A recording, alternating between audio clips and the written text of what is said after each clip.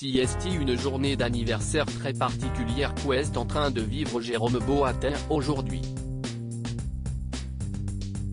Le footballeur allemand fête ses 34 ans, mais il y a peu de chances qu'il célèbre vraiment la nouvelle tant les dernières semaines ont été compliquées pour lui.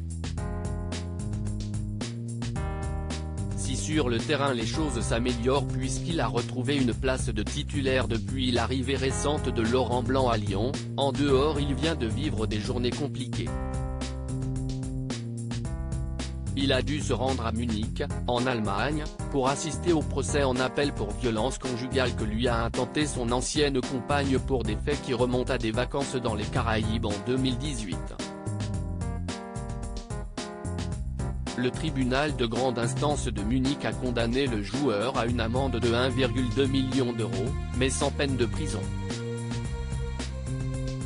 Jérôme Boateng a quitté les lieux sans aucun commentaire, mais on imagine qu'il n'était pas spécialement heureux de l'issue du procès.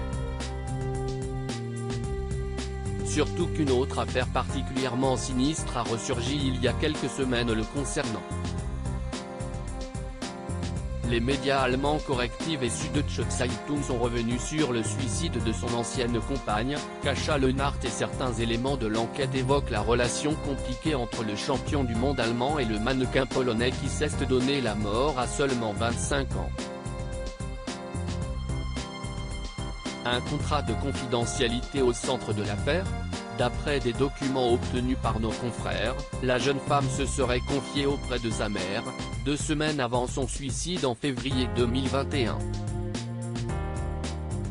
Kasia Leonhardt aurait signé un contrat de confidentialité sous la pression du joueur, l'obligeant à garder un silence absolu concernant leur relation.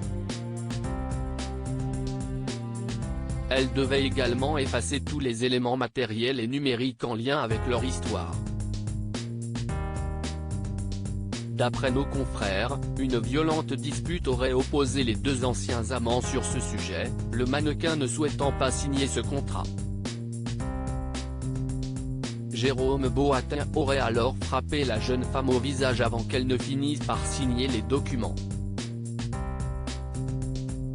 Les proches de Kasia Leonhardt ont indiqué qu'elle se sentait menacée de mort peu avant son suicide, selon les informations des médias allemands.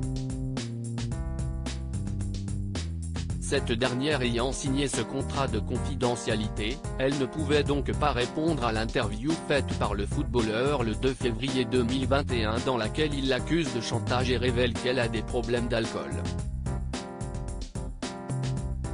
Des accusations réfutées par l'avocat de la famille Leonhardt.